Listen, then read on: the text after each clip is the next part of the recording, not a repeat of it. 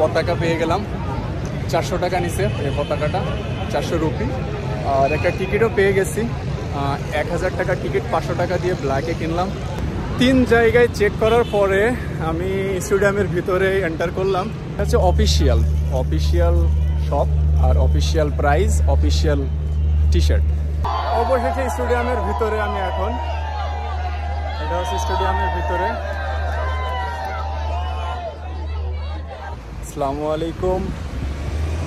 আজকের অ্যাকচুয়ালি বাংলাদেশের cricket match চলতেছে পাকিস্তানে, আর আমি আসি এখন পাকিস্তানে। তো পাকিস্তানের ম্যাচ দেখার জন্য প্রথমে আগ্রহী ছিলাম না, পরে আগে অফিসে বসে বসে বাংলাদেশের ম্যাচ দেখলাম। তো মনে হলো যে ওরা অনেকটা একা ফিল করতেছে, গ্যালারিতে বাংলাদেশি কেউই নাই, আর আমি আসি এখানে। তো অফিসে হাফ ডে ছুটি নিলাম, এখন যাচ্ছি ম্যাচ দেখতে। তো অফিসের সামনে আছি আমি এখন গিয়ে দেখি টিকিট পাই কি না। ইনশাল্লাহ ম্যাচ দেখে আসি বাংলাদেশের, কি করে সোনার ছেলেরা।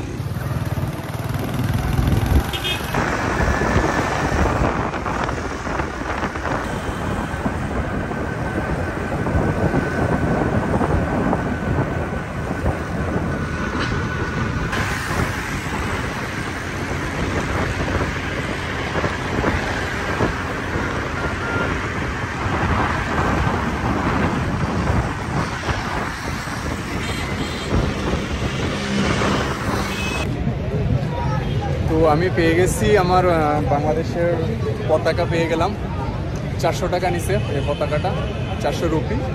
আর একটা টিকিটও পেয়ে গেছি, 1000 টাকা টিকিট 500 টাকা দিয়ে ব্ল্যাকে কিনলাম।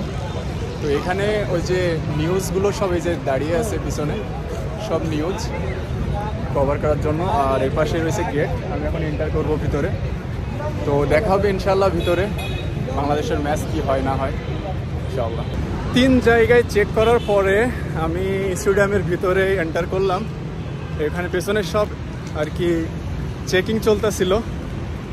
পতাকা একটা স্টিক লাগানো ছিল, সেটাও খুলে নিল। প্রচুর পরিমাণে কড়াকড়ের ভিতর দিয়ে ম্যাচ চলছে এখানে। মানে স্টেডিয়ামের ভিতরে ঢোকার যে সিস্টেমটা না, খুবই পছন্দ হলো। যে একেবারে সিকিউর করছে, অনেক বেশি সিকিউর করছে, যেটা আর কি বলে বোঝানো যাবে না। অনেক সুন্দর করছে, অনেক সুন্দর। টোটাল 4 থেকে 5 জায়গায় চেকিংয়ের পরে স্টেডিয়ামের ভিতরে ঢুকতে দিল। ব্যাগের ভিতরে যা যা সামান ছিল সব বের করে নিচ্ছে আর কি। কোনো কিছু অ্যালাউ না, যেমন চুইন গাম, বাবল গাম, এমনকি এই ব্যাগও অ্যালাউ ছিল না। তো আর কি ওরা স্পেশাল রিকোয়েস্টে ভিতরে আসতে দিল ব্যাগ সাথে। আর প্রায় আধা ঘন্টা না, মতলব আধা কিলোমিটার রাস্তা শুধুমাত্র পায়ে হেঁটে তারপরে স্টেডিয়ামের ভিতরে যেতে হবে। সব স্টেডিয়ামের ভিতরে শুধু রাস্তা পাড়ি দিচ্ছি আমি, এখন স্টেডিয়ামে এসে পৌঁছাইতে পারি নাই, এখনো পর্যন্ত ভিতরে ঢুকতে পারিনি। বাইরে দাঁড়িয়ে আছি। এটা কিসকা বলা?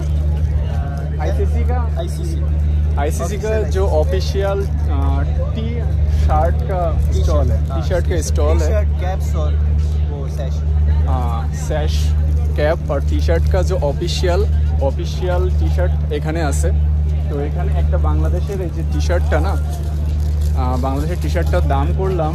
তো এটার দাম হচ্ছে এখানকার রুপিতে 3600 রুপি। তার মানে বাংলাদেশি টাকায় আছে আর কি, বুঝে নেন এখন 1300-1400 টাকা হবে আর কি। তো এটা হচ্ছে অফিসিয়াল শপ আর official price, official T shirt. তো আমি জিজ্ঞাসা করলাম কোনো ডিসকাউंट আছে কিনা। कोई डिस्काउंट तो नहीं है, फिक्स रेट है यार। चलो ये हमारी तरफ से हम आपको दे रहे हैं। हाँ, आपके आईसीसी वाले को। तो मेरे लिए भी कोई डिस्काउंट नहीं है, अब क्या कर सकते। चलो एक कर दीजिए, एक टी शर्ट ही काफ़ी है मेरे लिए, और फ्लैग तो ले लिया, तो यही सही है। চলো এবার দেখি বাংলাদেশের ম্যাচের কি অবস্থা।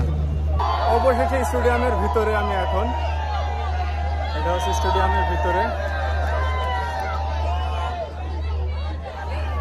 বাংলাদেশি মনে হয় আমি একমাত্রই আসছি এখানে, আর কেউ নাই। বাংলাদেশের ম্যাচ চলছে সামনে।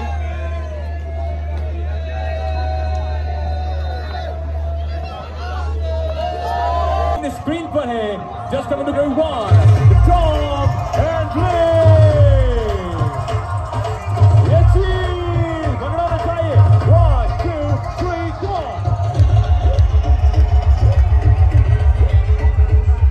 এখানে দেখছিলাম অনেকগুলো মানুষ বাংলাদেশের পতাকা হাতে নিয়ে আছে, কিন্তু অ্যাকচুয়ালি বাংলাদেশের পতাকা যাদের হাতে আছে এগুলো বাংলাদেশি না, এরা সবাই পাকিস্তানি। আমি তাদেরকে জিজ্ঞাসা করছিলাম কোন দেশি, তো তারা বললো যে আমরা বাংলাদেশকে সাপোর্ট করতেছি। আর এই যে এই মানুষটা অনেক ভাইরাল হয়েছে পাকিস্তানে, ওই বেড়ার ওপর দিয়ে লাফ দিয়ে ভিতরে চলে গেছিলো সেলফি তোলার জন্য। তো নিউজিল্যান্ডের ব্যাটসম্যানটা অনেক ভয় পাইছিল, তো এটা নিয়ে অনেক এখানে আলোচনা হয়েছে। যেমন এদের সিকিউরিটি নিয়ে অনেক প্রশ্ন উঠছে যে কেমন সিকিউরিটি, একজন ভিতরে চলে গেল। খেলা অবশ্য চলছিল, খেলা বন্ধ হয় নাই, দুজন গিয়ে ওকে নিয়ে সোজা বাইরে নিয়ে চলে গেল। খেলা অবশ্য চলছিল, তবে এটা অ্যাকচুয়ালি একটা খারাপ ইম্প্যাক্ট পড়ে সিকিউরিটির ওপরে।